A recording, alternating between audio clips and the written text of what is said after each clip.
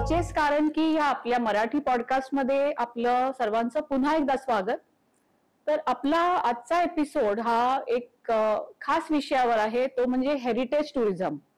आता heritage tourism हे काय असतं, त्याच्यामध्ये कुठल्या कुठल्या प्रकारच्या ऐतिहासिक स्थळांना आपण भेटी देऊ शकतो आणि कुठल्या प्रकारची माहिती घेऊ शकतो, किंवा हेरिटेज टुरिझम हे काय आहे, नॉर्मल टुरिझम पेक्षा त्याच्यात वेगळं काय आहे, याच्याबद्दल आज आपण जाणून घेणार आहोत. त्याच्यासाठी आपल्याकडे दोन अतिशय महत्वाचे पाहुणे आलेले आहेत. ते एक म्हणजे श्री शंतनू परांजपे. तर शंतनूजी, आपलं स्वागत. तर शंतनू हे स्वतः एक सीए आहेत आणि इतिहासाचे अभ्यासक आहेत. दुसरे पाहुणे ते म्हणजे अनुराग वैद्य. अनुरागजी सुद्धा एक सॉफ्टवेअर इंजिनियर आहेत आणि अनेक वर्ष इतिहासाचे अभ्यासक सुद्धा आहेत. तर शंतनू आणि अनुराग या दोघांनी मिळून एक संस्था चालू केलेली आहे, स्कूल ऑफ इंडियन हिस्ट्री. तर ही संस्था 2021 पासून हे दोघं चालवतात. या संस्थेमार्फत आपल्याला मोडी लिपी, फारसी लिपी, त्याच्यानंतर मूर्तिशास्त्र असे वेगवेगळ्या प्रकारचे ऑनलाईन कोर्सेस करता येतात. तर हे दोघं स्वतः ते कोर्सेस घेतात आणि त्यांच्याकडे खूप मोठी टीम आहे. तर हे सर्व मिळून हे कोर्सेस ऑनलाईन सुद्धा घेतात. त्याच्यानंतर फिरस्ती महाराष्ट्राची अशी एक संस्था त्यांनी 2018 मध्ये चालू केलेली आहे आणि ह्या संस्थेमार्फत शंतनू आणि अनुराग हे दोघंही हेरिटेज टुरिझम आणि हेरिटेज वॉक्स असे पुण्यामध्ये अरेंज करतात. तर आपल्या दोघांचं परत एकदा स्वागत. आणि मला ऍक्च्युली हा विषय खूप इंटरेस्टिंग वाटतो. तुमच्याकडनं हे जाणून घ्यायचंय की ह्या हेरिटेज टुरिझम, हेरिटेज वॉक्स ह्या सगळ्या विषयाकडे आपण कसे वळलात, म्हणजे ह्याच्या मागे काय संकल्पना होती? आणि मी आणि शंतनू दोघेही भरपूर फिरलोय आजपर्यंत. सो फिरताना आमच्या डोक्यात अशीच कल्पना आली की आपण काहीतरी एखादं पुस्तक वगैरे लिहू आणि त्यातनं गोष्टी पोहोचवू, असं एक संकल्पना क्रिएट झाली. म्हटलं चाललं आपण करूयात. आणि आम्ही तेव्हा अशी एक लेणी वगैरेच बघून येत होतो, गाडीमध्ये डिस्कशन झालं. मग त्यातनं आमचं पुस्तक तयार झालं. 2017 पब्लिश झालं, फिरस्ती महाराष्ट्राची म्हणून. आणि ते पब्लिश झाल्यानंतर मग याच्या डोक्यात एकदम संकल्पना आली की अरे आपण असं काहीतरी करू शकतो. आणि लोकांचे रिव्ह्यूज पण आम्हाला असे आले होते की आम्हाला त्या अँगलने बघायला आवडेल तुमच्या, की समजून घ्यायला आवडतील. मग तो म्हटलं, त्याच्या घरी त्याने बोलवलं आणि मग त्याने सांगितलं की आपण प्रयत्न तर करून बघू. म्हटलं चल करून बघू प्रयत्न. आणि मग त्यातनं आमची 30 डिसेंबर 2018 पहिली ट्रिप निघाली भुलेश्वरची, जी हाऊसफुल झाली. आणि मग त्यातनंच आमचं फिरस्तीचं सगळं काम सुरू झालं. म्हणजे तुमची सुरुवात जसं तुम्ही सांगितलं की एक पुस्तकापासून झाली, फिरस्ती महाराष्ट्राची असं पुस्तक. खरं तर पुस्तकापेक्षा मी म्हणेन की ब्लॉग्स मधनं झाली. म्हणजे आम्ही भेटलो 2015 मध्ये, 14-15च्या आसपास. आणि तेव्हा दोघंही स्वतंत्रपणे लिखाण करत होतो फेसबुकवर. आणि ते लिखाण असं होतं की कुठे आपण जातो त्या ठिकाणी जे जे आपण काही नॉर्मल बघतो ते सगळं लिहायचं. असं मी माझ्या इथनं लिहित होतो, त्याचं वेगळं चालू होतं. आणि तेव्हा वृत्तपत्रांमधनं लेख दोघांचेही छापून येत होते. म्हणजे अगदी सकाळ असेल, लोकसत्ता, सामना, महाराष्ट्र टाइम्स वगैरे असे सगळे. आणि मग एकमेकांचं वाचून अरे मग तू काय करतो, मी काय करतो, अशी ती पहिली ओळख झाली. आणि हा पूर्वीपासून भारत इतिहास संशोधक मंडळात जायचा, म्हणजे माझ्याही आधीपासून. आणि मग तो म्हणाला की अरे मग नुसतंच लिहितोयस तू, तर त्याला थोडंफार काहीतरी एक ॲडिशनल अभ्यास किंवा एक इतिहासाची जोड दिलीस तर ते अजून लिखाण परफेक्ट होईल. मग तशा अँगलनी लिहायला लागलो. आणि मग तशा अँगलनी लिहिताना म्हटलं अरे मग चल ना तू आता, कारण तो तसा मला सिनियर आहे वयाने पण आणि एक्सपिरियन्सने पण, त्यामुळे तो म्हटला चल तुला मी काही ठिकाणं दाखवतो. आणि मग अशीच काही दोघांनी एकत्र ट्रेक्स वगैरे केले. झाल्यानंतर लक्षात आलं की आपण ज्या अँगलनी बघतोय आणि जे लिहितोय हे लोकांना अपील होतंय. की बऱ्याच वेळेला लोकांनी असं सांगितलं की अरे आम्ही पण इथे जाऊन आलो, पण मग आम्हाला हे दिसलं नाही, हे कुठे होतं. मग आम्ही सांगायचो अरे तिथंच होतं. मग ते म्हटले मग हे असं नाही चालणार. मग आमच्या डोक्यात एक की आपण जिथे जातोय तिथे जर आपल्याकडे वेगळा दृष्टिकोन असेल तर तो दृष्टिकोन आपण लोकांना द्यायला काहीच हरकत नाही. आणि तिथनं ॲक्च्युली फिरस्तीची सुरुवात झाली. म्हणजे इतिहासाची आवड पहिल्यापासून आहे, पण त्याचं व्यवसायात रूपांतर करायचं आणि अशा प्रकारचा व्यवसाय सुरू करायचा, हे डिसेंबर माझ्यामध्ये पुस्तक ही त्याची पहिली स्टेप होती. आणि त्याच पुस्तकाचंच नाव मग संस्थेला म्हणजे राजा असं म्हटलं की दोघांचे एकमेकांचे कोऑर्डिनेशन आहेत का, आणि ते कोऑर्डिनेशन आहेत काय की म्हणजे हा चल आपण करूयात का, करून बघू, काय प्रयत्न करण्यात त्या गोष्टी मजा येते आणि मग दोघांच्या कन्सेप्टने अगदी करता येतं. तर हा खूप महत्वाचा पॉइंट सांगितला की इतिहासाची आणि व्यवसायाची सांगड ही जी घातली, मला वाटतं ही एक विजन तुमच्याकडे होती आणि ती तुम्ही प्रत्यक्षात समहाव उतरवली. तर मला पुढचा प्रश्न आता असा आहे की हेरिटेज टुरिझम आपण जेव्हा म्हणतो तेव्हा तुमचा टार्गेट ऑडियन्स हा नक्की कोण असतो, किंवा आपण जर वेगळा रिफ्रेश केला थोडा क्वेश्चन, तर कोणी कुठल्या प्रकारच्या लोकांनी याच्यामध्ये सहभागी व्हायला पाहिजे आणि कशा प्रकारचे म्हणजे कशा प्रकारचा आनंद ते ह्याच्यातनं घेऊ शकतात? आता हेरिटेज टुरिझम हा एक निश टुरिझमचा प्रकार आहे. आपल्याकडे भारतात प्रामुख्याने ब्रॉड बेसिसवर जर विचार केला तर लेजर टुरिझम हे लोकप्रिय आहे. म्हणजे लोक सुट्टीना फिरायला जातात आणि तिथलं बघून घरी येतात. हे एक नॉर्मल डेफिनेशन आहे आपल्याकडे लेजर टुरिझम, जे की आरामात वेळ घालवायचा. हेरिटेज टुरिझम हा निश याच्यासाठी आहे की तिथे आपण ज्या ठिकाणी आपण जातोय त्या ठिकाणची संस्कृती, कला आणि वारसा या गोष्टींची माहिती आयदर तुम्ही एक्सपर्ट बरोबर जाऊन घेऊ शकता किंवा तुम्ही जरी गेलात तरी तिथे अशा प्रकारे फिरायचं की गेल्यानंतर काहीतरी नॉलेज ॲडिशन, व्हॅल्यू ॲडिशन आपल्यामध्ये परत येताना झालं पाहिजे. सो आपल्याकडे एक एक्सपिरियन्स त्या ठिकाणाचा झाला पाहिजे. आता ह्याला करायला वयाची बंधनं नाहीत. म्हणजे अगदी 5 वर्षाच्या मुलापासून 80 वर्षाच्या वयोवृद्धापर्यंत कोणीही हेरिटेज टुरिझम करू शकतं. फक्त एक तर त्या विषयातली आवड पाहिजे पहिली गोष्ट, की आता हे फक्त भारतात नाही, आउट ऑफ इंडिया कुठेही तुम्ही कराल, की मला या ठिकाणाची, मला या जागेची, मला या देशाची संस्कृती समजून घ्यायची आहे. ज्या देशात मी राहतो, ज्या राज्यात मी राहतो, ज्या शहरात मी राहतो, त्या शहराचा इतिहास काय, आपले पूर्वज इथे काय करत होते, किंवा इथली संस्कृती नेमकी कशी आहे, इथल्या कुठल्या वेगवेगळ्या कला आहेत, कलाकार काय करतात, हे सगळं ज्याला समजून घ्यायची इच्छा असते, माझ्या मते तो आमचा टार्गेट ऑडियन्स होतो. हे पहिलं. हे जेव्हा फिरस्ती चालू केली तेव्हाची ही गोष्ट आहे. नंतर असं झालं जेव्हा स्कूल ऑफ इंडियन हिस्ट्री चालू केली की ऑनलाईन कोर्सेस आम्ही कंडक्ट करायला सुरुवात केली. सो टेम्पल आर्किटेक्चर असेल, मूर्तिशास्त्र, हे मराठी आणि इंग्लिशमध्ये आम्ही घेतो. तिथे आम्हाला फीडबॅक असा आला की अनेकांनी पहिल्यांदा कोर्सला एनरोल केलं. म्हणजे त्यांचा इतिहासाशी काही संबंध नव्हता किंवा ते जाऊन मंदिरं बघत होते, पण ते गेलोय आणि फोटो काढून परत आलं, काय फरक पडतो. हां, नॉर्मल लोकांसारखं जसं फिरतात तसं. किंवा एखादा गाईड हायर केला असेल, पण तो पण माहिती आहे ना की अर्धा पाऊण तासात त्याचं जे पाठ केलेला असतो तो सांगतो आणि बाहेर येतो, कारण त्याला दिवसभरात भरपूर कस्टमर केटर करायचे असतात.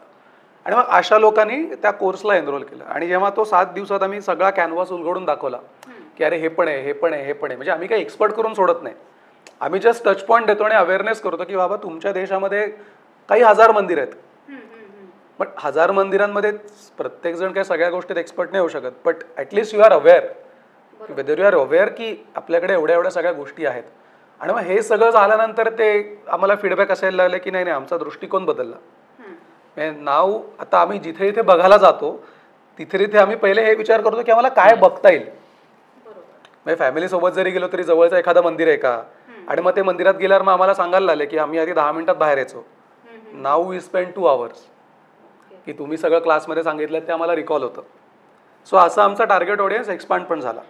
सो आता जो टार्गेट ऑडियन्स आहे हा अगदी लहान मुलांपासून 82 वर्षांपर्यंत म्हणजे फिजिकली आणि मेंटली फिट व्यक्ती हा आमचा बेसिकली टार्गेट ऑडियन्स आहे.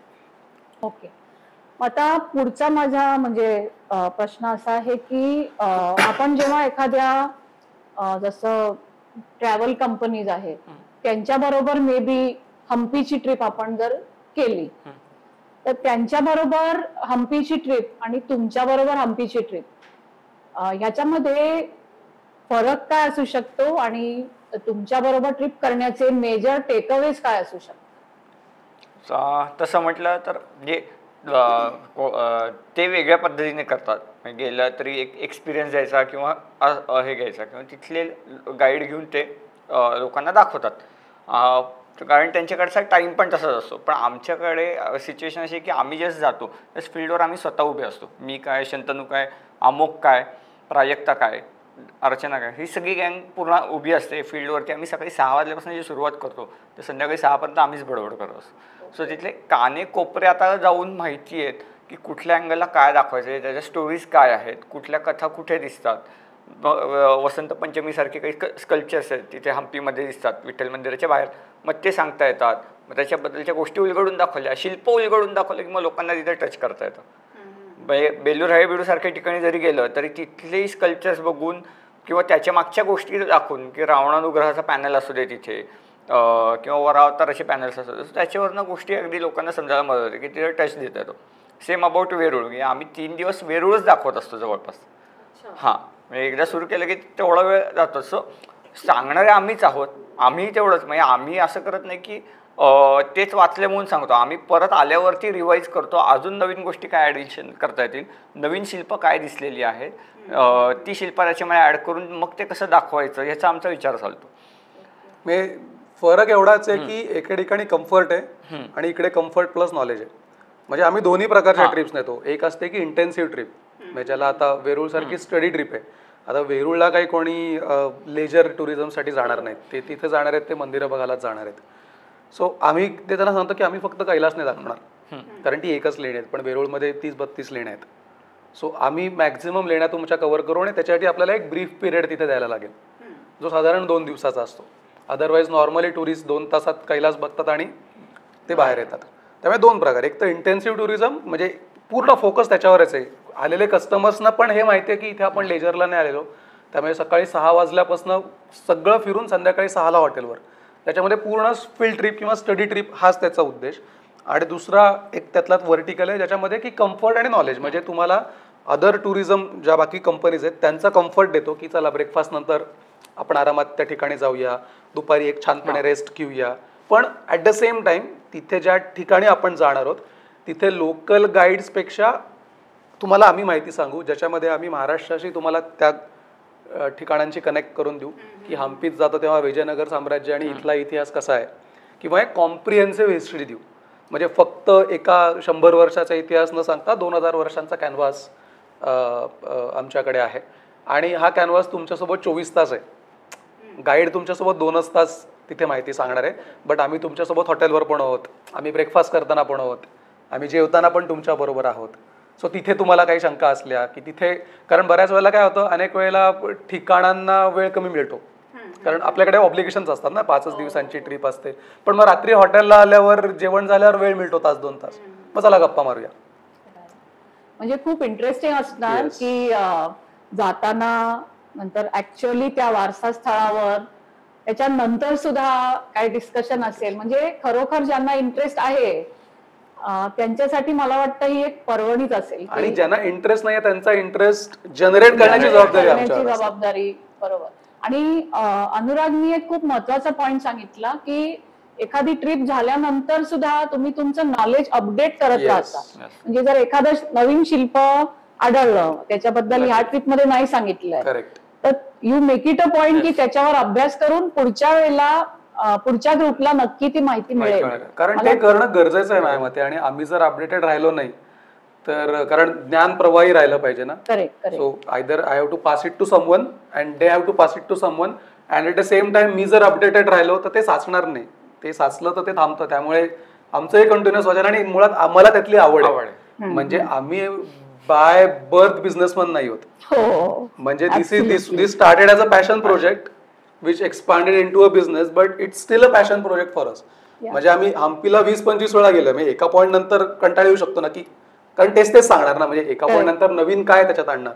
पण तरी सुद्धा पुढच्या वेळेला गेल्यावर आम्हालाही काहीतरी नवीन सापडतं, आणि अरे मग लोकांना बघा हे मागच्या वेळेला आम्ही पण बघितलं नव्हतं बरं का, या वेळेला तुम्हाला दाखव. आम्ही काय करतो, जर ते ठिकाण दाखवतोय पण मग एखादं मध्ये ठिकाण लागणार असेल किंवा घुसू शकत असेल तर आम्ही त्या ठिकाणी जातो. मी मागच्या वर्षीच सांगतो, सॉरी या वर्षीचा जानेवारीमध्ये आम्ही तमिळनाडूला गेलो.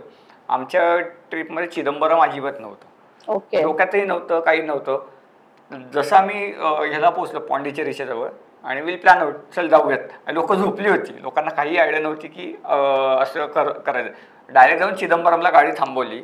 लोक उतरले, लोक म्हणजे कुठे आणले, म्हटलं आपण चिदंबरमला आलोय. It was surprise. आम्ही एवढं केलं की आम्ही डायरेक्ट त्यांना गर्भगृहामध्ये घेऊन गेलो. इथे चिदंबरमच्या गर्भगृहात कोणाला ऍक्सेस नसतो, तो ऍक्सेस पण आम्हाला मिळाला होता. सो आम्ही त्या ऍक्सेसने तिथे पोहोचलो. पण लोकांना तो एक्सपिरियन्स असा होता की अरे डायरेक्ट अशा ठिकाणी जाऊन पोहोचलो आम्ही की हे ध्यानीमनी नव्हतं रादर. सो असा ही एक्सपिरियन्स आम्ही तिथं कनेक्ट करतो डिरेक्टली. आणि अजून एक महत्वाचा पॉइंट तुम्ही सांगितला की तुम्ही दिवसभर, म्हणजे गाईड जसा 2 तास 3 तास आहे पण मला वाटतं हा खूप महत्वाचा पॉइंट आहे की तुम्ही दिवसभर तिथे आहात. यू आर फिजिकली प्रेझेंट आणि you are present all the time. You are not omnipresent. हे महत्वाचं आहे.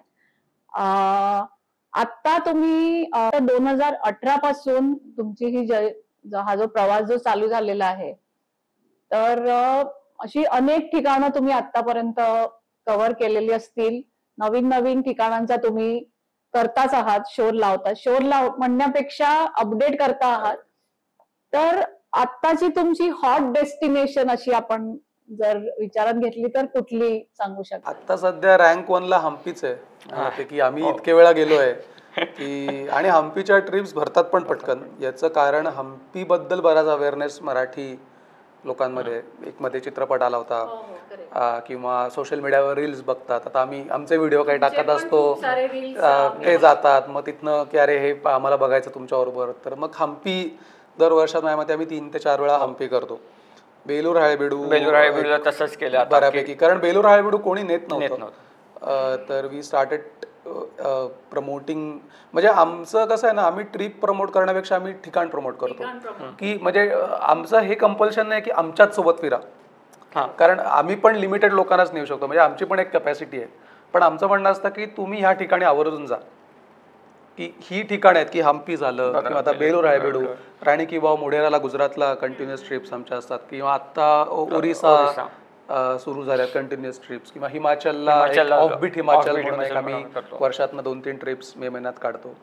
सो एकाच ठिकाणी 3-4 वेळापेक्षा जास्त नेऊ शकत नाही, कारण मग नवीन ऑडियन्स किती येणार. कारण आधीचा आलेला ऑडियन्स असतो तो म्हणतो अरे तुम्ही सारखं तेच लावताय, मग आम्हाला काहीतरी नवीन बघायचं आहे. त्यामुळे मग आम्ही एक लावून घेतले की वर्षातनं एका ठिकाणाला 3च्या वर ट्रिप शक्यतो नाही द्यायचे, आणि मग नवीन नवीन ठिकाणं सुद्धा आपल्याला एक्सप्लोर करून द्यायचे लोकांना.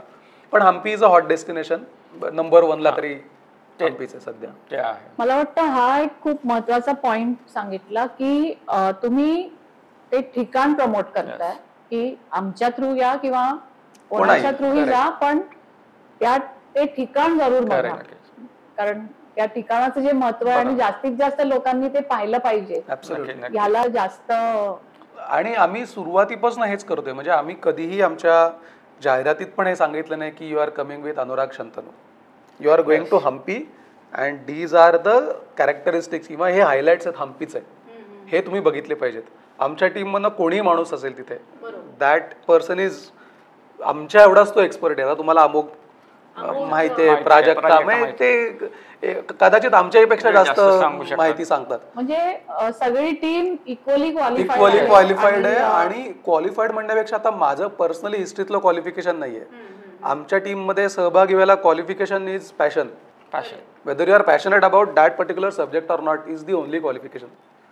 जर तुम्ही पॅशनेट असाल तर तुम्हाला बळजबरीने बसून अभ्यास करायची काहीच गरज नाही. म्हणजे आमच्याकडचे तर हे अमोघ प्राजक्ता एवढे पॅशनेट होते की हम्पीला एका ट्रिपला आम्ही गेलो होतो, कारण सुरुवातीला नवीन नवीन होते, त्यामुळे आम्ही पण बरोबर गेलो होतो की कसे मॅनेज करतायत, जमेल ना, कारण सगळे तरुण होतं. जेवण झाल्यानंतर हे दोघंही रेस्टॉरंटमध्ये बसायचे सगळे झोपायला गेल्यावर, आणि उद्या काय सांगायचं आहे याच्या नोट्स काढायच्या लिहून, आणि त्यांच्या वह्या भरल्यात. 200 पानाची हम्पीची वही भरली की ह्या दिवशी इथे गेल्यावर ह्या गोष्टी न चुकता सांगायच्याच आहेत आपल्याला, ह्या फ्लोनी सांगायच्या. कारण आम्ही त्यांना सांगितलं होतं की नुसतं सांगून उपयोग नाही आहे, there has to be a flow ते सांगण्याला, की तुमच्या स्टोरीला एक फ्लो असला. इट्स अ परफॉर्मन्स ना, ते आमचं स्टेज आहे थोडक्यात. जसा एखादा कलाकृती नाटककार असतो, तो नाटक सादर करतो, ते आमचं नाटक आहे की बाबा आम्ही तुमच्यासमोर हा कॅनव्हास सगळा उलगडून दाखवतोय हम्पीचा. सो तुम्हाला तो एक्सपिरियन्स मिळाला पाहिजे की तुम्ही ॲक्च्युली दरबारात आहात, तुमच्यासमोर ह्या गोष्टी चालल्या आहेत. आणि मला वाटतं हे खूप महत्वाचं आहे की तुम्ही करेक्ट इन्फॉर्मेशन देताय, ऐतिहासिक दृष्ट्या ॲक्युरेट आहे. आणि जी लोक आपल्या टूर मध्ये सहभागी झालेली आहेत त्यांचा इंटरेस्ट पॉइंट तुम्ही किती जास्तीत जास्त कॅप्चर करून ठेवता. आणि मला वाटतं हा असा बिझनेस आहे की एकदा आलं की परत तर रिपीट कस्टमर्स 30-40 वेळा येणार आहेत. म्हणजे they are like a family नाव. म्हणजे आमचा जवळपास क्राऊड जो आहे तो 95 to 97 रिपीट असतो, 97%. एकदा आलेले परत आणि ते एवढे कनेक्टेड झालेत की आम्ही एकमेकांच्या घरी पण जातो. म्हणजे आम्ही याच्या व्यतिरिक्त भेटतो, गप्पा मारतो, जसे आपणही भेटतो. आणि तुम्हाला गंमत सांगतो की आता अनेकांना मला आयटिनरी पाठवायची पण गरज नाही लागत. की आम्ही ट्रिप लावली ना, मला फोन येतात की शंतनू मी कोणार्कला येतोय, तर आम्ही आपण विचारतो ना की बाबा मी तुम्हाला आयटिनरी पाठवतो, की there is a business side to that ना, की अशी हॉटेल्स असणार आहेत, मग ऍडव्हान्सच्या ह्या टर्म्स वगैरे ते जाऊ दे, तू किती पैसे भरायचे सांग आणि तू काय ठिकाण दाखवणार आहे ते बघ तुझं. म्हणजे we have a full trust की तुम्ही आमचा फुल डे व्यवस्थित युटिलाइज कराल आणि एकही ठिकाण आमचं मिस आउट करणार नाहीत. ग्रेट. मला वाटतं हेच तुमचं काय म्हणू शकते सक्सेस आहे खूप मोठा. तुम्ही इतक्या पॅशनेटली आणि पर्सनलाइज लेवलवर आणि विथ फुल प्रिपरेशन, असं तुम्ही सांगितलं, अमोघचं उदाहरण दिलं. आता एक थोडासा पर्सनल प्रश्न आहे की इतकी सगळी ठिकाणं तुम्ही ऑलरेडी पाहिलेली आहेत, तर एखादं फेवरेट डेस्टिनेशन नक्की असेल तर शंतनू तुम्ही काय सांगाल? माझं खरं एवढ्या ठिकाणांना पिक करणं अवघड आहे, but I will say Konark. याचं रिझन असं आहे, मी स्कूल ऑफ इंडियन हिस्ट्रीमध्ये जेव्हा आम्ही टेम्पल आर्किटेक्चर शिकवायला लागलो तेव्हा मंदिरांची खूप आवड तयार झाली की प्रत्येक मंदिराची शैली कशी असते, काय असते. आणि हे करत असताना 50-1 वर्षापूर्वी छापलेलं एक पुस्तक मिळालं, ज्याच्यामध्ये कोणार्क मंदिर बांधताना तिथला जो अकाउंटंट होता त्या अकाउंटंटने एक 12 वर्षाचं अकाउंटिंग रेकॉर्ड लिहिलेलं होतं.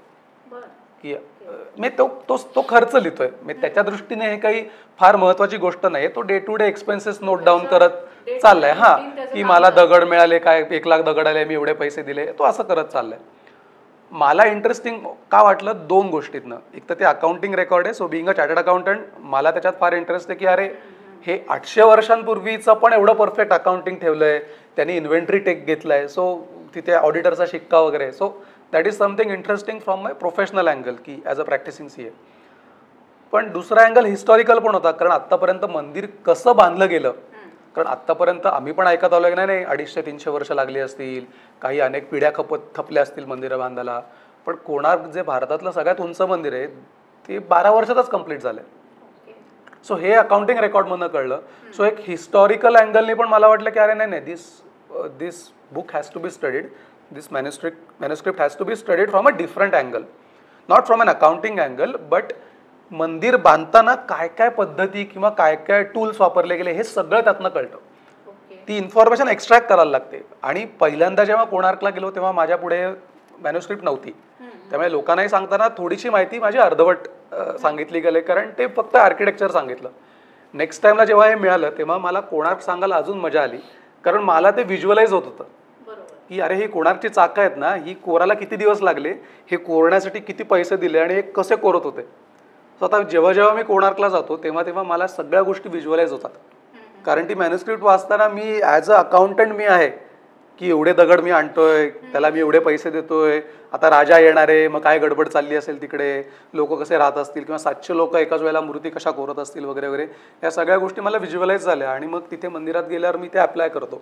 आणि हे भारतातल्या इतर कुठल्याच मंदिराबद्दल नाही आहे accounting record. So we cannot visualize. हे कसं फर्स्ट हँड लिहिलेलं आहे. सो त्यामुळे माझं सध्याचं डेस्टिनेशन कोणार्क हॉटस्पॉट आहे. ती आणि अशी बदलत राहतात की म्हणजे एखाद्या काय पाऊस संपल्यानंतर जस्ट हम्पीला गेलं की इतकं सुंदर वातावरण असतं, तुंगभद्रा जोरात वाहत असते, त्यामुळे मग अचानक नाही आपल्याला हम्पी फेवरेट डेस्टिनेशन आहे. किंवा उन्हाळ्यात हिमाचलला गेलं आणि बर्फाचे सगळ्या लाद्या बघितल्या की नाही आपलं भारमोर आहे, आता मी इथेच राहणार. हिमाचलमध्ये कुठे कुठे नेतात? हिमाचलमध्ये 2 हायलाइट्स आहेत. एक म्हणजे धर्मशाला वगैरे तर दाखवतो, पण नूरपूरचा किल्ला एक खूप सुंदर आहे, किंवा कांगडा किल्ला खूप सुंदर आहे. त्यानंतर चंबा आणि भारमोर ही ठिकाणं बघण्यासारखी आहेत. हे चंबा नावाचा जिल्हा आहे हिमाचलमध्ये, तिथे काही मंदिर आहेत. पण चंबावरनं 80 किलोमीटरवर भारमोर नावाची एक जागा आहे, तिथनं मणिमहेशची यात्रा चालू होते. आणि त्याच्या भारमोर आणि चंबाच्या मध्ये एक छत्राडी म्हणून एक गाव आहे, साधारण 2000 मीटर उंचीवर, 10,000 फूट उंचीवर मंदिर आहे, 8व्या शतकातलं, पूर्ण लाकडी आहे. म्हणजे 1300 वर्षापूर्वी पूर्ण लाकडात बांधलेलं मंदिर, लाकूड कोरलंय. म्हणजे हे भरमोरला आणि छत्रेला दोन्हीकडे दिसतं आणि पूर्ण इंटॅक्ट आहेत, काही विध्वंस नाही, काही नाही. थोडंफार डिटोरिएशन झाले ऑब्व्हियसली, 1300 वर्ष, दॅट इज एक्सपेक्टेड, तेवढं होणारच. पण एवढ्या जुनी लाकडातली मंदिरं भारतात कुठेच नाही आहेत, फक्त हिमाचलमध्येच आहेत. तिथे प्रवास पण खडतर आहे की लोकांना घेऊन जायचं. तिथे कल्पना आधी दिलेली असते की बाबा लँडस्लाईड होऊ शकते, लँडस्लाईड झाल्यानंतर कदाचित आपलं डेस्टिनेशन कॅन्सल होऊ शकतं, ते निसर्ग काही आमच्या हातात नाहीये. पण जर मिळालं तर त्या भारमोरसारखं सुख नाहीये किंवा प्रवासासारखं पण सुख नाहीये. अत्यंत सुंदर ठिकाण आहे. छत्राडी तर अत्यंत सुंदर आहे. वरती 10,000 फुटावर फक्त तुम्ही 16-17 जण असतात, कोणी नसतं तिथे. आणि आमचं एक वैशिष्ट्य आहे ट्रिपचं की आम्हाला माहिती आहे कुठल्या वेळेला कुठे जायचं. नॅचरली तुम्ही आता इतके वर्ष अभ्यासपूर्वक हे करत असल्यामुळे, कारण आम्हाला असं वाटतं की आम्ही ज्या ठिकाणी बघायला जाऊ ना तिथे फक्त आम्हीच असू, कारण मग नेहमी तोच अनुभव आहे ना की पुण्यातनं गर्दीतनं बाहेर पडायचं आणि परत गर्दीत जाऊन अडकायचं. त्यामुळे आम्ही हम्पीला पीक सीझनमध्ये सुद्धा अनेक वेळा असं झालं की एका ठिकाणी आम्हीच होतो प्रत्येक ठिकाणी. मग तिथे कुठल्या वेळेला जायचं. सो डेस्टिनेशन पण अशी निवडलेली असतात की जाऊ दे, गर्दीला जाऊ दे, तिकडे आपण दुसरं बघू, तिथे कोणी नसेल. मग ती सगळी शांततेत मग लोकांना एक समाधान मिळतं की मला भरपूर वेळ व्यवस्थित बघता आलं सगळं. तर कोणार्क हे माझं favourite. Okay, what about you? माझं तसं म्हणलं बदामी आणि बेलूर हळेबीडू. म्हणजे बदामीला कला कळते. 4थ्या शतकात दक्षिणेतली कला कशी वाढायला लागली किंवा डेव्हलप व्हायला लागली त्याची उत्तम उदाहरण आहेत तिथे. म्हणजे तिथे जे काय नटराज आहे कोरलेला किंवा अनंत विष्णू कोरलेला आहे ते. आणि अजून एक म्हणाल तर मग मी आत्ता रिसेंटली जाऊन आलो एरंडला आणि मी त्याच्यावर काम पण केलं त्या प्रोजेक्टवर. बट कलेच्या पॉईंट ऑफ व्ह्यूने भारतामध्ये जशी कला डेव्हलप व्हायला लागली त्याचं उत्तम उदाहरण म्हणजे एरंडमध्ये दिसतं. मग तिथं जो महाविष्णू कोरलेला आहे, बनवला एका दगडामध्ये, जवळपास 25 फूट आहे, तिथला वरा 45 फूट आहे. पण ते जे काय बनवलं आहे गुप्त काळामध्ये, आणि विशेष सांगायचं म्हणजे त्याच्यावर 3 राजवंशांचे 3 शिलालेख आहेत त्या वराहाच्या इथे, गरुड स्तंभाच्या तिथल्या. आणि तिथं तो अशोकाच्या पिलरच्या पॉईंट ऑफ व्ह्यूने खाली सिंह करून वरती गरुड स्तंभ कव्हरअप केलेला आहे एरंडमध्ये. आणि तिथे महाराष्ट्राचा पहिला उल्लेख येतो. हां, तो महाराष्ट्राचा पहिला उल्लेख येतो. तसंच ऐहोळेमध्ये महाराष्ट्राचा उल्लेख येतो. त्रिमहाराष्ट्र म्हणून तो उल्लेख येतो. चालुक्य पुलकेशीने जी स्वारी काढली होती. पण ह्या 2 ठिकाणांमध्ये बेसिकली कला समजायला मदत होते. एक आर्टिस्टिक व्ह्यूने आयकॉनोग्राफीच्या पॉईंटला तुम्हाला कसे बदल झालेले दिसतात कुठल्या मूर्तींमध्ये किंवा तुमच्या मंदिरांमध्ये. पण ऐहोळे तर जवळपास 110 मंदिरं ऐहोळे नाही म्हटलं तरी. हां, म्हणजे तिथं अशी सिच्युएशन आहे, घर का मंदिरं मिक्स आहेत हेच कळत नाही. आणि तिथनं त्यांची कार्यशाळा आणि ह्याच्यातनं सगळं डेव्हलप झालेलं दिसतं. त्यामुळे ते जास्त. आणि मग बेलूरला काय आहे ना, बेलूर हळेबीडू म्हणजे एक पीक म्हणू आपण की ज्या काळात भारतीय कलेमध्ये सगळीकडनं म्हणजे मोठी मोठी मंदिरं बांधली जातात. ज्यांचं मंदिर जरी साईजला छोटं असलं पण त्याच्यावरती जी शिल्पकला आहे ती एवढी बघण्यासारखी आहे की तिथनं मग डोळे असे हे होतात. भारतात नाही कुठे दिसणार, भारतात ती कुठंच दिसणार नाही. म्हणजे आणि विशेष म्हणजे त्याच्यावरती ज्या सुरसुंदरी आहेत ज्या भारतात कुठंच दिसत नाही, त्या 25 सुरसुंदरी त्याच्यावरतीच मंदिरावर. आणि प्रत्येक शिल्प एवढं डेकोरेटेड आहे, त्याची पार नखं पण दिसतात. म्हणजे हां, म्हणजे त्याच्यात जो नरसिंह जे असतो हे करतो त्याने अक्षरशः त्या हिरण्यकश्यपाची इंटेस्टाईन बाहेर काढली असं ते शिल्प कोरलं. एवढे लोक आपले दगडात कोरली जातात. आणि हे मी ह्या पॉइंटशी रिलेट करू शकते कारण मी सुद्धा स्वतः एक मूर्तिशास्त्राचा कोर्स तुमच्या थ्रू सध्या रिसेंटलीच केला आहे. आणि जो सुरसुंदरीचा एक रेफरन्स जो सांगितला तो मला वाटतं त्या कोर्समध्ये अमोघनी अतिशय बारकाईने समजावून सांगितला होता. आता एक असा छोटासा प्रश्न आहे की भारताच्या बाहेर च्या काही डेस्टिनेशनचा विचार तुम्ही करताय का कमिंग फ्युचर मध्ये? आतापर्यंत पहिले तर व्ह्यू पॉईंट होता की भारतच बघायचा आणि भारतच दाखवायचा.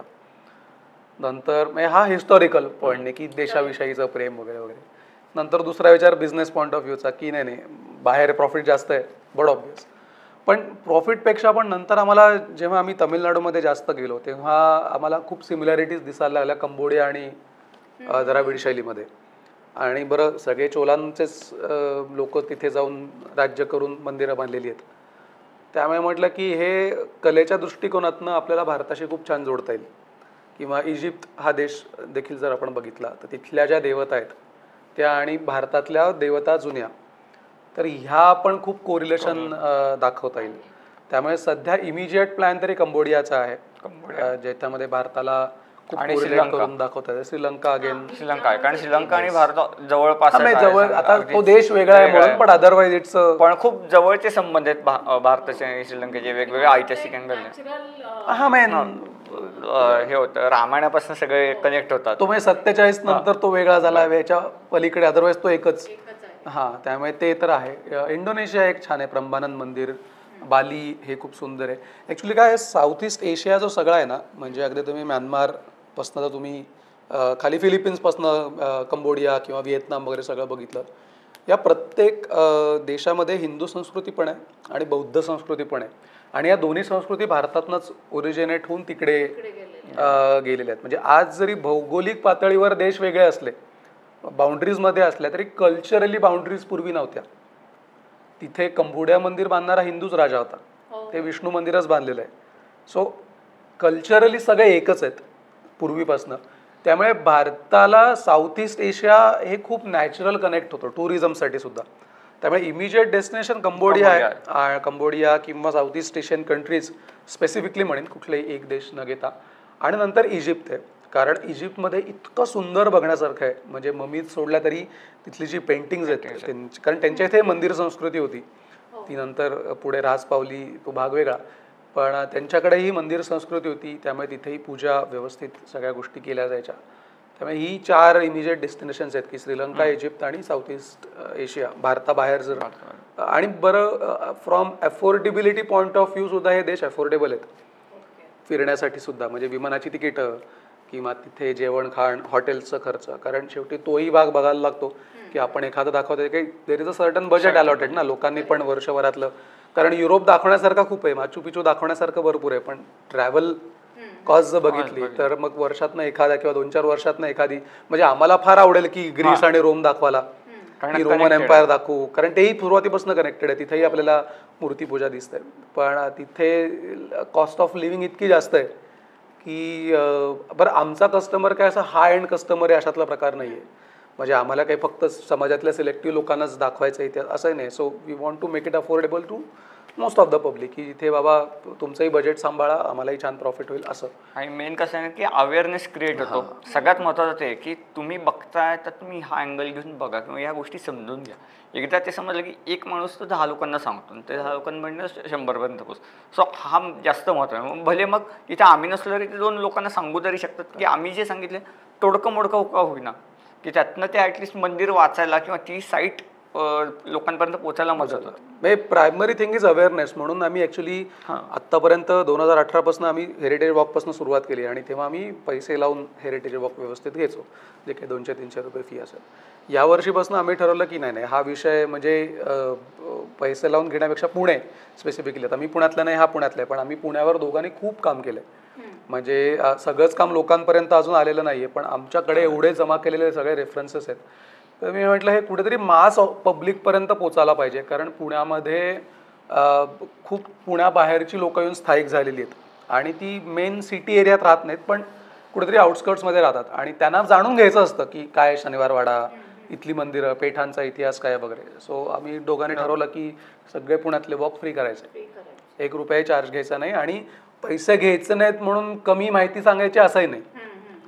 महत्वाचं म्हणजे की बाबा आम्ही फुकट घेतोय मग आम्ही एका तासात गुंडाळणार बरं का, कारण आम्हाला फक्त डेटाबेसशी घेणं देणे वगैरे हा बिझनेस अँगल त्याच्यात नाहीये. म्हणजे आमचं आहे की आम्हाला तिथनं नाही क्राऊड मिळाला तरी चालेल, पण आम्हाला 200-300 लोकांसमोर तो इतिहास पूर्णपणे मांडायचा आहे आणि लोकांचं समाधान होईपर्यंत मांडायचं आहे. जे काय आम्ही 2-3 तास तुम्हाला इतिहास सांगू. त्यामुळे सुरुवातीपासून आता वॉकलाच काय 200-250 लोक कंटिन्युअस शनिवारवाडा, की आम्हाला की बाबा हे तुम्ही बघा तुमच्या शहरामध्ये, तुम्ही सुरुवात शहरापासून करा. म्हणजे तुम्हाला वारसा समजून घ्यायला मदत होते, काय आहे नक्की ती संस्कृती, काय आहे, कुठे कुठे कसं डेव्हलपमेंट झालं हे समजायला मदत होते. किंवा आता पेठांच्या नावांवरनं बऱ्याचदा लोक जोक्स करत असतात किंवा हे करत असतात, पण त्याच्या प्रत्येक गोष्टीच्या मागे इतिहास आहे. हा जर तुम्ही समजून घेतला आणि मग पुण्याचे काही रेफरन्सेस असे दिले की पुण्याचं नाव काय होतं, जुनं नाव वगैरे, मग लोक अवाक होतात की अरे हे नाही आम्हाला माहितीच नव्हतं. मग ह्या गोष्टींमधनं ते अवेअरनेस पसरायला मदत. आणि अजून एक गोष्ट झाली की मुलं खूप यायला लागली जी पेड वॉक्सला, कारण पालक मग अरे 4 जण घरातनं चाललोय मग असं बजेट, पण फ्री लावल्यामुळे पालक पण येतात आणि लहान मुलांना पण घेऊन येतात आणि मुलांना खूप गोडी लागते. आणि मग घरात जाऊन तेच विषय, मग त्यांचे आम्हाला फीडबॅक्स देतात की अरे तू एवढं सांगितलंस, आता आठवडाभर आमच्या घरात तोच विषय चाललाय की ही पुस्तकं पाहिजेत मला, ह्याच्याबद्दल मला तुम्ही सांगा. सो हा एक पॉझिटिव्ह इम्पॅक्ट मला जाणवायला आला की मग शाळांमधनं बोलवणी यायला लागली की अरे आमच्या मुलांना पण तुम्ही दाखवाल का, किंवा आमच्या शाळेत येऊन तुम्ही तुमच्या पद्धतीने इतिहास सांगा. कारण शेवटी शाळेतले शिक्षक हे काही इतिहास अभ्यासक नाही आहेत, शाळेतला त्यांना सिलेबस शिकवण्याचं बंधन आहे, आम्हाला शिकवताना ते बंधन नाही आहे.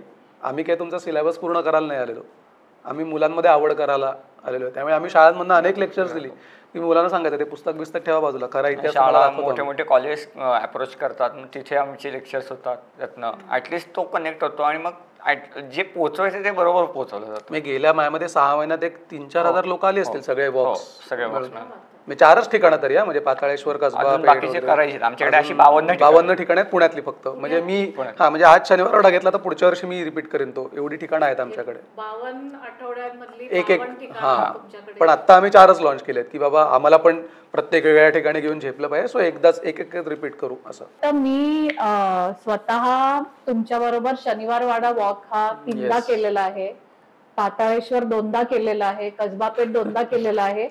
पण तरी सुद्धा प्रत्येक वेळेला मी जेव्हा हा वॉक अटेंड केला मला काहीतरी नवीन शिकायला मिळालं. आणि आय वॉज व्हेरी हॅपी की प्रत्येक वेळेला 200-250 लोकांचा समुदाय तिकडे आहे आणि तरुण पिढीचा सहभाग हा खूप महत्वाचा आहे. आणि आम्हाला मॅच्युअर्ड ऑडियन्स बनवायचं आहे की तुम्ही इतिहास समजून घ्या आणि don't get influenced by the incorrect information. त्यामुळे आम्हाला असं असतं की मला सगळ्या 200 लोकांचं अटेन्शन पाहिजे, मी जे सांगेन ते पिन ड्रॉप सायलेन्सने ऐकायचं. त्यामुळे तुम्ही बघितलं असेल तिथे कोणाचाही आवाज नाही, कोणाचे मोबाईल वाजत नाहीत आणि कोणी उठून जात नाही. आणि मला वाटतं तिकडे क्राऊड पण अशी असते की ज्यांना खरोखरच सेन्सिबल क्राऊड आहे आणि हुल्लडबाजी नाहीये. म्हणजे आम्हाला हे 7 वर्ष चालवण्याचं किंवा चालण्याचं कारणच आहे की आमचे कस्टमर खूप सेन्सिबल आहेत, दे आर व्हेरी कोऑपरेटिव्ह आणि खूप मॅच्युअर्ड आहेत, त्यांचं अंडरस्टँडिंग खूप वैचारिक, त्यांची बैठक चांगली आहे. तर बऱ्याच वेळेला आपल्याला इतिहासात किती वाद आहेत आपल्याकडे माहिती आहे ना, आणि ते सगळे वाद सगळ्यांसमोर मांडता नाही येत, पण आमच्या कस्टमर सोबत आम्ही ते ओपनली मांडतो ना तेव्हा they accept it as a history, they don't label it. किंवा भावना दुखावणं हे जे भाग येतात ना हे त्या कस्टमरकडे पण नाही येत आणि त्यांना समजते की नाही हे आम्हाला हिस्टॉरिकल पॉईंट ऑफ व्ह्यूने सांगतायत सगळं. So we need to accept it as a history. तर तुमचा जो एक बेसिक जो पाया तुम्ही बनवलेला आहे नॉलेजचा आणि कंटेंटचा, जे कंटेंट तुमच्याकडे भरभरून आहे आणि त्याला इतिहासाची सांगड आहे आणि तुमच्याकडे त्याचे करेक्ट रेफरन्सेस आहेत. म्हणजे मी जितक्या वेळेला आतापर्यंत काही प्रश्न विचारले मला प्रत्येक वेळेला हे पुस्तक ह्याच्या सकट उत्तर मिळालेलं आहे. I think that calls for a lot of credit. तुम्ही जे काय कष्ट घेतलेले आहेत 2017, 14, 15 जे काय आहे ते जाता जाता फक्त आता जी पुढची पिढी आहे किंवा जसं तुम्ही सांगितलं छोटी मुलं पण असतात, यंग मुलं पण असतात, तर संदेश हा थोडा मोठा शब्द राहील पण एक त्यांना ऍज अ फ्रेंड किंवा एक दोस्त म्हणून तुम्ही काय सांगाल की पुढच्या पिढींनी ह्याकडे कशा दृष्टीने पाहिलं पाहिजे आणि का करायला पाहिजे हेरिटेज टुरिझम? एक छोटा 2 मिनिटात. मी एक्सपिरियन्स सांगतो एक माझा. यावर्षी 2025 मध्ये जानेवारीमध्ये नॅशनल युथ फेस्टिवल झालं दिल्लीमध्ये आणि माझी युथ आयकॉन म्हणून निवड झाली होती हेरिटेज सेगमेंटमध्ये. कॉंग्रॅच्युलेशन. आणि ऍक्च्युली ते सगळं जे सेगमेंट जे होतं हे मुलांसाठी होतं की 2047ला विकसित भारतचं लक्ष्य आहे आणि त्या विकसित भारतच्या लक्ष्यांमध्ये 10 थीम्स केलेल्या होत्या. म्हणजे अगदी स्टार्टअप्स पासून ऍग्रिकल्चर, त्याच्यामध्ये एक हेरिटेज नावाची एक थीम होती की आपल्याला प्रगती करताना, डेव्हलप्ड नेशन होताना आपल्याला आपला वारसा पण बरोबर घेऊन जायचा आहे, हे त्याचं उद्दिष्ट आहे. आणि त्याची खूप रिगरस प्रोसेस होती सिलेक्शनची मुलांच्या पण. म्हणजे सुरुवातीला क्विज घेतली, मग निबंध लिहून घेतला आणि असं करत करत 3000 मुलांचं सिलेक्शन झालं. त्या 3000 मुलांकडे कामच होतं की ती 3000 मुलं 10 थीममध्ये डिवाइड केली जाणार आणि प्रत्येक थीमवर त्यांनी प्रेझेंटेशन बनवायचं. की आता हेरिटेज सेगमेंटबद्दल मी बोलतो की 2047ला विकसित भारत करायचा असेल तर वारसा या क्षेत्रात भारताने काय काम केलं पाहिजे हे सांगायचं कोणी तर मुलांनी सांगायचं. इथे मोठं कोण सांगणार नाहीये. आम्ही युथ आयकॉन कशासाठी होतो? 2 प्रकार होते, एक नॅशनल आयकॉन आणि एक युथ आयकॉन. आता आमच्या हेरिटेजमध्ये पालकी शर्मा नॅशनल आयकॉन म्हणून होत्या आणि आम्ही युथ आयकॉन मध्ये होतो की मुलं जे प्रेझेंटेशन करतील as a subject expert you will guide them की बाबा हे काम ऑलरेडी झालंय, तुम्ही अजून असं करू शकता का. म्हणजे आम्हाला त्यांना फक्त थॉट प्रोसेस द्यायचे, आम्ही त्यांचं काम करणार नाही, आम्ही त्यांच्या फक्त विचारांना चालना करून देणार आहोत. आणि त्या मुलांनी प्रेझेंटेशन्स बनवली. ती प्रेझेंटेशन आदल्या दिवशी कल्चरल मिनिस्टर सोबत समोर सादर झाली, त्याचं रिव्हिजन झालं. आणि दुसऱ्या दिवशी आपले पंतप्रधान आले होते. सकाळी 9:30ला आले आणि 3:30 पर्यंत होते मुलांसाठी 6 तास. एका ऑडिटोरियम मध्ये त्यांनी सगळी प्रेझेंटेशन बघितली प्रत्येक मुलाची. म्हणजे 300 त्यांनी रिप्रेझेंटेटिव्ह दिले होते ऑब्व्हियसली पीपीटी मांडायला. So best of everything they club together आणि दे प्रेझेंटेड इट. सो प्रत्येकाला 10-10 मिनिटं मिळाली. सो हिस्ट्री या टॉपिकला 10 मिनिटं मिळाली. सो गव्हर्नमेंटच्या दृष्टीने प्रयत्न होतात आणि मुलांना इन्व्हॉल्व्ह करून घेतलं जात आहे की तुमच्या आयडियाज काय आहेत. सो आम्ही म्हणतो की आता आम्हाला अनेक प्रश्न येतात की मुलाला आर्किओलॉजीला ऍडमिशन घ्यायची आहे, घेऊ का, काय त्याचं करिअरचा पाथ. मी त्यांना म्हटलं आमचे करिअरचे पाथ हिस्ट्री नाहीच आहेत. म्हणजे आम्ही पहिले शिक्षण आमचं सॉफ्टवेअर इंजिनियर, CA, आमचे स्वतःच्या अर्थार्जनाचा भाग वेगळे आहेत. आम्ही ॲज अ पॅशन प्रोजेक्ट म्हणून याच्यात आलो आणि बाय लक आम्ही सक्सेसफुल झालो. म्हणजे नशिबाची खूप साथ आम्हाला मिळाली त्याच्यात. हे प्रत्येकाला शक्य नाही होणार कारण खूप निश टॉपिक आहे. त्यामुळे हिस्ट्रीमधनं इतिहास क्षेत्रातनं पैसा कमवणंही खूप अवघड आहे unless until you have a passion for it आणि बिझनेस सेन्स फॉर इट. पण अशा ज्या संधी उपलब्ध होत असतील की आता मॅन्युस्क्रिप्ट मिशन लॉन्च केलं गव्हर्नमेंटनी की सगळ्या मॅन्युस्क्रिप्ट स्कॅन करून सगळ्या लोकांना अवेलेबल करून द्यायच्या, किंवा आता हेरिटेज अडॉप्शन स्कीम गव्हर्नमेंट काढतं की private people will adopt the heritage. किंवा एक नवीन थीम येते ती म्हणजे आर्किटेक्चरल कन्झर्वेशन हेरिटेज मॉन्युमेंटचं, की आमचेच अनेक आर्किटेक्ट मित्र आहेत जे वाडे कन्झर्व करतात जुन्या प्रकारे. किंवा एक कल्चरल टुरिझम नावाची एक कन्सेप्ट येते की गावात जायचं, छान रिसॉर्ट जुन्या पद्धतीने डेव्हलप करायचं आणि तिथे क्राऊड बोलवायचा. म्हणजे मुलांना संदेश देण्यापेक्षा एक आमचा एक्सपिरियन्स असं सांगू की हे खूप इमर्जिंग फील्ड आहे. भारतामध्ये 140 कोटी लोक आहेत. टुरिझम हा 3-4% GDPच्या टुरिझम हे सेक्टर आहे आणि आपण लक्ष ठेवलं आहे काही ट्रिलियन डॉलर इकॉनॉमीचं. आणि tourism sector is going to bloom in the next future. कारण लोकांना आता फिरायचं आहे. कोविडने एक दाखवून दिलंय की आयुष्य किती शॉर्ट आहे. So you are missing out on multiple things. म्हणजे covid was a boon for अस टुरिझमसाठी. त्यामुळे मुलांना की संधी खूप आहेत. म्हणजे तुम्ही ट्रॅडिशनल करिअरचा विचार न करता तुम्हाला जी गरजेपुरती लागेल अशी डिग्री घ्या आणि तुम्हाला खरंच जर आवडत असेल ना तर हे फील्ड अभ्यास म्हणून पण करा. कारण काय होतं ना, नुसतंच अभ्यास असेल ना तर एका पॉईंट नंतर मोटिवेशन राहत नाही. म्हणजे माझं नेहमी म्हणणं आहे तुमच्या पॅशनला पैशाची जोड असेल ना तर ते पॅशन खूप वर्ष टिकतं. कारण आपण जे करतोय त्यातनं मला पैसे पण मिळतात आणि आनंद पण मिळतोय. नुसता आनंदासाठी करणारे खूप कमी लोक आहेत. म्हणजे ते ग्रेटच आहेत की त्यांना काही नको आहे आणि त्यातनं फक्त ते आनंद घेत आहेत. पण आता नाही चालणार आहे असं. We need to have multiple sources of income. माझं इथे CA म्हणून डोकं चालतं की बाबा तू एका ह्याच्यावर नको अवलंबून हो, पण दिस इज अ ग्रेट ऑपॉर्च्युनिटी. आज भारतात आणि हेरिटेज टुरिझमचा अवेअरनेस खूप वाढतोय. आम्ही चालू केलं तेव्हा कोणी नव्हतं.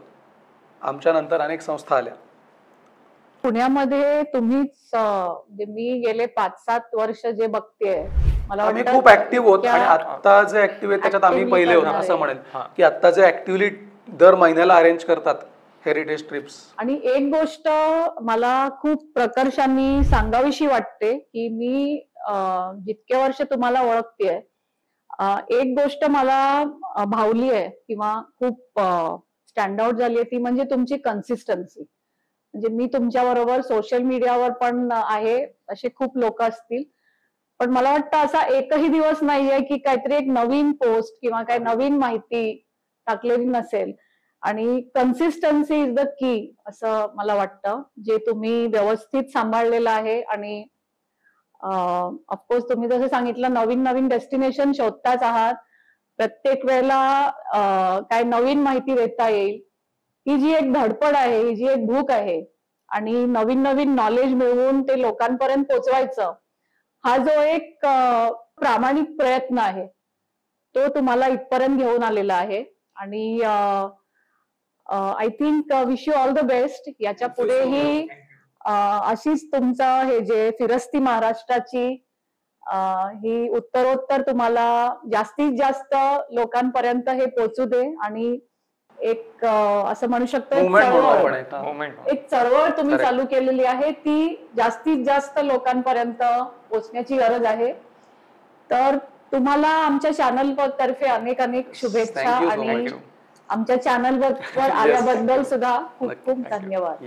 तर आजचा हा जो संवाद होता हा पूर्णपणे हेरिटेज टुरिझम म्हणजे काय, असेही खूप लोक असतील ज्यांना हेरिटेज टुरिझम म्हणजे नक्की काय असतं, त्याच्यात आपण अशा जर एखाद्या टूरवर गेलो, यांच्या बरोबर गेलो तर तसं त्यांनी सांगितलं वेगळं काहीतरी तुम्हाला बघायला मिळतं. डेडिकेटेडली तुम्हाला वेरूळ 2 तासात न दाखवता 2 दिवस पूर्णपणे अतिशय अभ्यासपूर्वक रीतीने बघता येतं.